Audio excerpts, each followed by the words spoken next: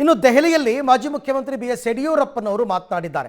ಅವರು ಕೂಡ ಸಭೆಯಲ್ಲಿ ಪಾಲ್ಗೊಳ್ಳೋದಕ್ಕೆ ಅಂತ ದೆಹಲಿಗೆ ತೆರಳಿದ್ದಾರೆ. ಅವರು ಹೇಳೋ ಪ್ರಕಾರ ಎರಡನೇ ಪಟ್ಟಿಯಲ್ಲಿ ರಾಜ್ಯದ ಅಭ್ಯರ್ಥಿಗಳ ಘೋಷಣೆ ಆಗುತ್ತೆ ಅಂತ.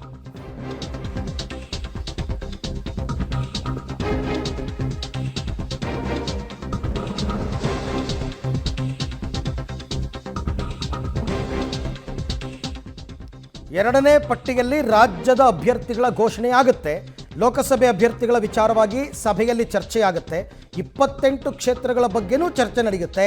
ಮೈತ್ರಿ ಸೀಟ್ ಹಂಚಿಕೆ ಬಗ್ಗೆ ಹೈಕಮಾಂಡ್ ನಿರ್ಧಾರ ಮಾಡುತ್ತೆ ಅಂತಕ್ಕಂಥ ಮಾತನ್ನು BS ಯಡಿಯೂರಪ್ಪನವರು ಹೇಳಿದ್ದಾರೆ. ಅಲ್ಲಿಗೆ 28ರಲ್ಲಿ ಎಷ್ಟು ಕ್ಷೇತ್ರಗಳಿಗೆ ಪಟ್ಟಿ ಬಿಡುಗಡೆ ಆಗುತ್ತೆ ಗೊತ್ತಿಲ್ಲ, ಬಟ್ ಆಗುತ್ತೆ. ಎರಡನೇ ಲಿಸ್ಟಲ್ಲಿ ಕರ್ನಾಟಕದ ಹೆಸರು ಇರುತ್ತೆ ಅಂತಕ್ಕಂಥ ಸ್ಪಷ್ಟನೆಯನ್ನು ಮಾಜಿ ಮುಖ್ಯಮಂತ್ರಿ BS ಯಡಿಯೂರಪ್ಪನವರು ಕೊಟ್ಟಿದ್ದಾರೆ. ಎಲೆಕ್ಷನ್ ಕಮಿಟಿ ಮೀಟಿಂಗ್ ಇದೆ, ಅದಕ್ಕೋಸ್ಕರ ಬಂದಿದ್ದೇನೆ. ಕರ್ನಾಟಕದಲ್ಲಿ ಯಾರ್ಯಾರು ಸ್ಪರ್ಧೆ ಮಾಡಬೇಕು ಅನ್ನೋದ್ರ ಬಗ್ಗೆ ಚರ್ಚೆ ಆಗುತ್ತೆ.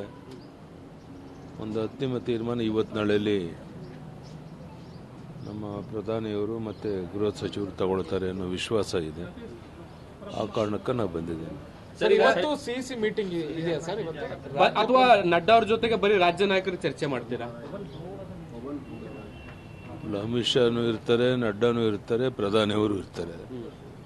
ಎಲ್ಲರ ಸಮಕ್ಷಮ ಉಳಿದಂಥ ಕ್ಷೇತ್ರಗಳ ಒಂದು ಅಭ್ಯರ್ಥಿಗಳು ಯಾರಿರಬೇಕು ಅನ್ನೋದ್ರ ಬಗ್ಗೆ ಚರ್ಚೆಯಾಗಿ ಅಂತಿಮ ತೀರ್ಮಾನವನ್ನು ಪ್ರಧಾನಿಯವರು ಗೃಹ ಸಚಿವರು ತಗೊಳ್ತಾರೆ.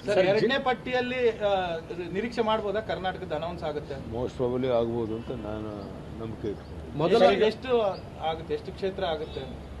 ಟೋಟಲ್ 28 ಕಾನ್ಸ್ಟಿಟ್ಯೂನ್ಸಿ ತಾನೆ ಜೆಡಿಎಸ್ಗೆ ಮಾಡೋದಾದ್ರೆ JDSಗೆ ಎಷ್ಟು ಬಿಟ್ಟು ಕೊಡ್ತಾರೆ ಅನ್ನೋ ತೀರ್ಮಾನ ಅವ್ರಿಗೆ ಗೊತ್ತಿರೋಂಥ, ನಮಗಿನ್ನೂ ಮಾಹಿತಿ ಇಲ್ಲ.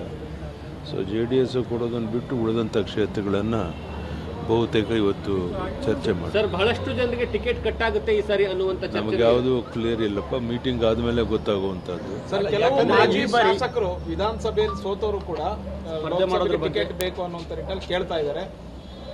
ವಿಧಾನಸಭೆಯಲ್ಲಿ ಸೋತವರು ಕೂಡ ಚುನಾವಣೆಗೆ ನಿಲ್ಲಕ್ಕೆ ಎಲ್ಲ ಪ್ರಯತ್ನ ಮಾಡ್ಬೋದು. ಅಂತಿಮವಾಗಿ ಆಯಾ ಪಕ್ಷದ ಮುಖಂಡಗಳು ತೀರ್ಮಾನ ತಗೊಂತಾರೆ. ಆ ತೀರ್ಮಾನದ ಅನ್ವಯ ಅಭ್ಯರ್ಥಿಗಳು ಆಯ್ಕೆ ಆಗುತ್ತೆ. ಸರ್, ಮೊದಲ ಪಟ್ಟಿಯಲ್ಲಿ ಒಂದಷ್ಟು ಹೊಸ ಹೆಸರುಗಳೆಲ್ಲ ಬಂದಿದೆ. ಕರ್ನಾಟಕದಲ್ಲೂ ಹೊಸ ಹೆಸರುಗಳು ನಿರೀಕ್ಷೆ ಮಾಡಬಹುದಾ? ನಾನೇನು ಈಗಲೇ ನಿರೀಕ್ಷೆ ಮಾಡೋಕ್ಕಾಗೋದಿಲ್ಲ. ಅಂತಿಮವಾಗಿ ಏನು ತೀರ್ಮಾನ ತಗೊಂತಾರೆ ಅದಕ್ಕೆ ನಾವೆಲ್ಲ